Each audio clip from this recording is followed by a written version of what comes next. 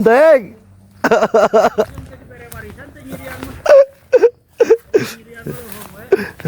Bener, oi. Bab 505, Pertemuan di Bar. Nona Julie, kerja sama kita berhasil hari ini dan semua orang sangat senang. Bagaimana kalau keluar bersantai bersama? Ada bertanya sambil menatap Julie. Saat Julie melihat karyawan lain, matanya menunjukkan harapan yang sama. Dia merasa beruntung dan bahagia bisa menemukan Jifei. Oke, seperti yang kamu katakan. Ayo pergi ke bar untuk bersantai di malam hari dan rasakan suasana bar di Kerajaan Naga. Julie langsung setuju. Wow, bagus sekali. Segera terdengar sorakan dan teriakan dari para karyawan. Julie dan yang lainnya sepakat untuk merayakannya di bar terkenal pada malam hari. Di dalam kediaman Chen Ya yang baru disewa, Sui Yao, waktunya makan. Chen Ya menyiapkan makanan dan mengundang Hu Sui Yao untuk makan. Setelah Hu Sui Yao keluar dari Long Xiang Yuan Villa hari itu, dia kembali ke sekolah dan bertemu Chen Ya di pintu asrama. Karena pemberitahuan Jifei, Chen Ya berpura-pura bertemu dengannya secara kebetulan saat berbelanja. Kemudian, ketika dia melihat bekas tangisan di wajahnya, dia menemukannya dan duduk bersamanya. Setelah mendengarkan tangisannya, dia meninggalkannya di rumah. Hu Sui Yao mengira Jifei memintanya untuk tinggal di rumah Chen Ya terakhir kali, jadi dia setuju. Guru Chen, saya tidak lapar, kamu boleh makan. Hu Sui Yao masih dalam suasana hati yang buruk, dengan kesedihan di wajahnya. Mungkinkah Sui Yao tidak tahan menghadapi pukulan ini sekarang? Chen Ya bertanya sambil tersenyum, Guru Chen, saya hanya berpikir bahwa saudara Jifei mengusir saya tanpa alasan. Saya tidak melakukan kesalahan apapun. Hu Sui Yao menitikkan air mata saat dia berbicara. Apakah kakakmu Jifei orang yang bisa dipercaya? Chen Ya bertanya sambil tersenyum. Hu Sui Yao berpikir sejenak, itu benar. Chen Ya mengangguk. Apakah itu tidak cukup? Kamu harus percaya bahwa dia tidak akan pernah membiarkanmu keluar dari villa tanpa alasan. Dia pasti punya niatnya. Hu Sui Yao masih menggelengkan kepalanya. Saya tidak percaya. Melihat kekeras kepalaan Hu Sui Yao, Chen Ya hanya bisa tersenyum dan berkata, tidakkah menurutmu aneh aku bertemu denganmu di dekat asramamu ketika kamu kembali hari itu? Hu Sui Yao tercengang, maksudmu itu diatur oleh saudara Jifei. Ada keterkejutan dan keraguan di matanya. Chen Ya mengangguk, ya, dia peduli padamu, mungkin dia punya alasannya sendiri. Wajah Hu Sui Yao langsung berseri-seri karena gembira. Dia meraih lengan Chen Ya dan mulai bertanya secara detail. Chen Ya juga merindukan Jifei di dalam hatinya. Ketika kedua orang itu membicarakannya, ternyata itu adalah Jifei. Tanpa disadari, kami berbicara sangat larut dan makanannya dingin. Hu Sui Yao tiba-tiba menyarankan, Guru Chen, ayo kita pergi ke bar untuk minum, bersantai, lalu mengobrol. Chen Ya hendak menolak, tapi Hu Sui Yao sudah menyeretnya keluar. Kedua orang itu keluar dan langsung menuju bar terkenal itu. Di bar bergengsi, Julie, Ada dan yang lainnya sedang minum. Mereka datang ke sini setelah menyelesaikan pekerjaan mereka. Bar ini terkenal di kota Ninghai, jadi mereka datang ke sini karena reputasinya. Saat ini, musik di bar sangat keras dan aroma anggur serta parfum wanita ada di mana-mana. Namun, di sini mereka terlihat sangat menarik perhatian. Bagaimanapun, mereka adalah sekelompok orang asing, dan karena Julie tinggi dan cantik, banyak pria yang memandangnya seperti binatang. Namun, melihat pria di sekitarnya lebih tinggi dan lebih kuat, dengan ekspresi mendominasi di wajah mereka, tidak ada yang berani maju untuk menyapa. Itu dianggap damai, Julie minum perlahan dan memikirkan rencana Ji-Fei. Terakhir, kirim pesan ke Ji-Fei dan beritahu dia bahwa dia ada di bar terkenal. Ji-Fei menerima berita tersebut dan memikirkan alasan yang dia butuhkan untuk konflik tersebut. Akhirnya dia menyapa Li Ruoxi dan bergegas ke bar terkenal. Pintu bar terkenal itu tiba-tiba terbuka, dan Tang Haiyang, Xiao Cui, dan yang lainnya masuk dari luar. Sekarang, Tang Haiyang merasa lebih santai daripada di kota Ningjiang, dan tidak ada yang berani menyinggung perasaannya.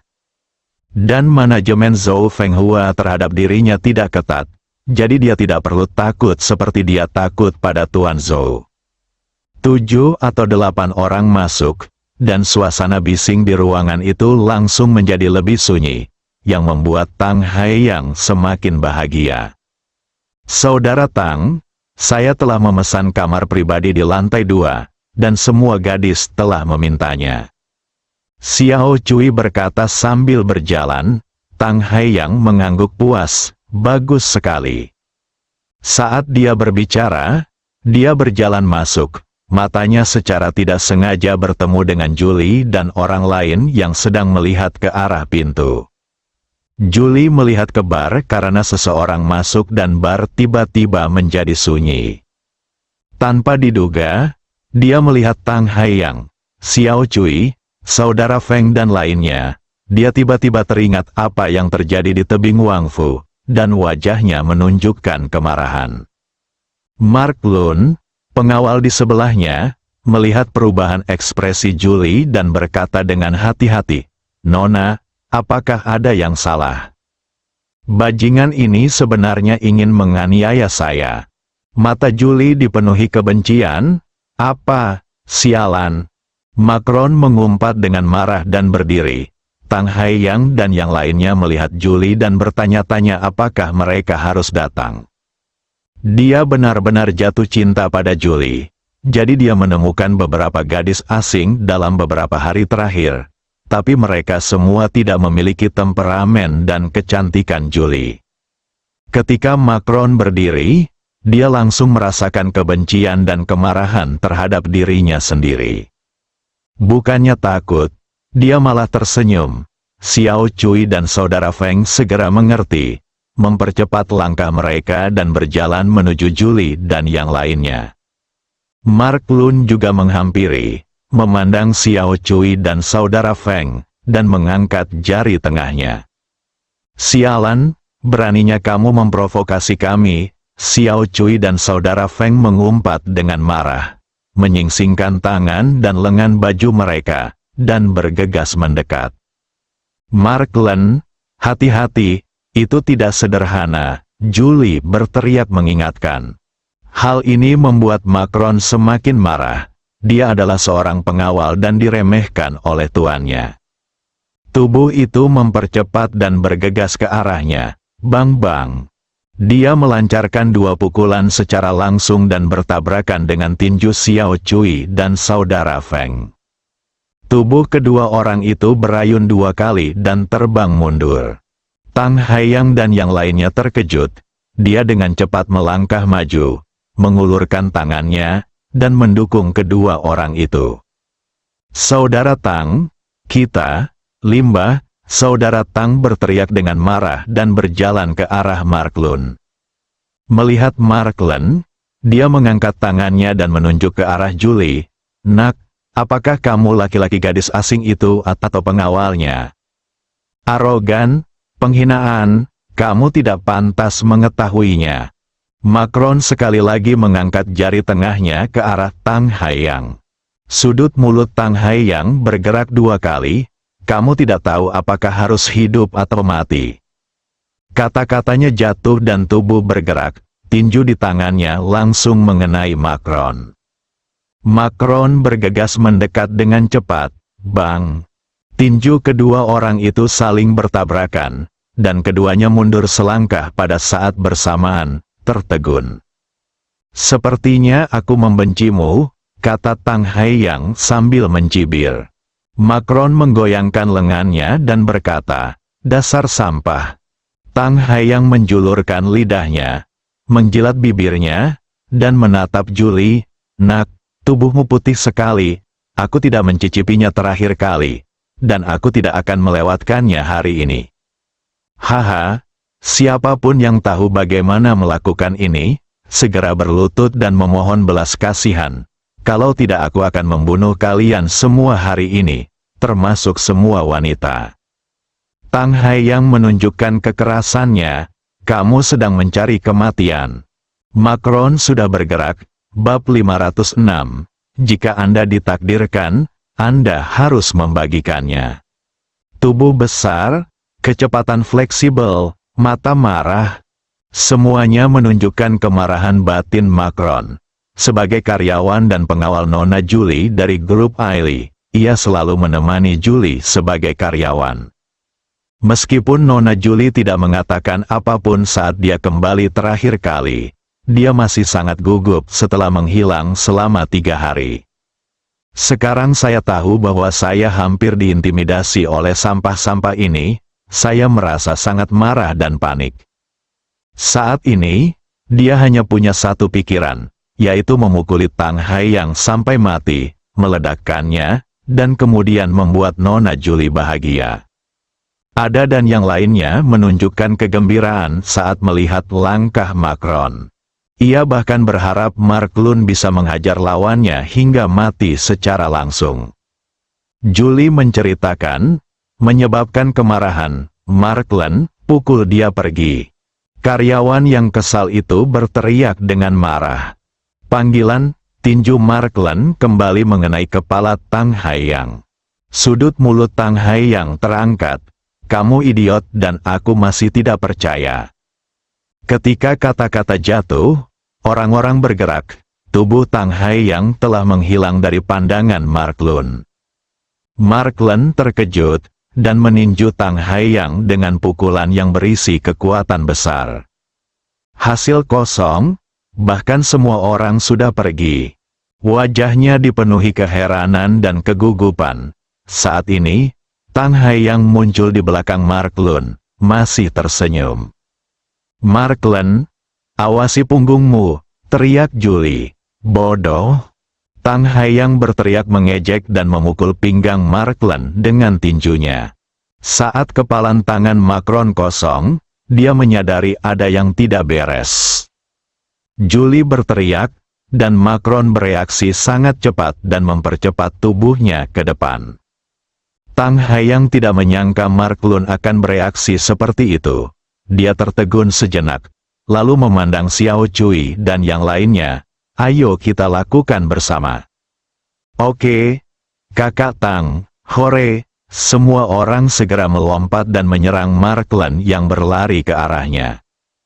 Xiao Cui dan saudara Feng baru saja menderita kerugian, dan mereka marah.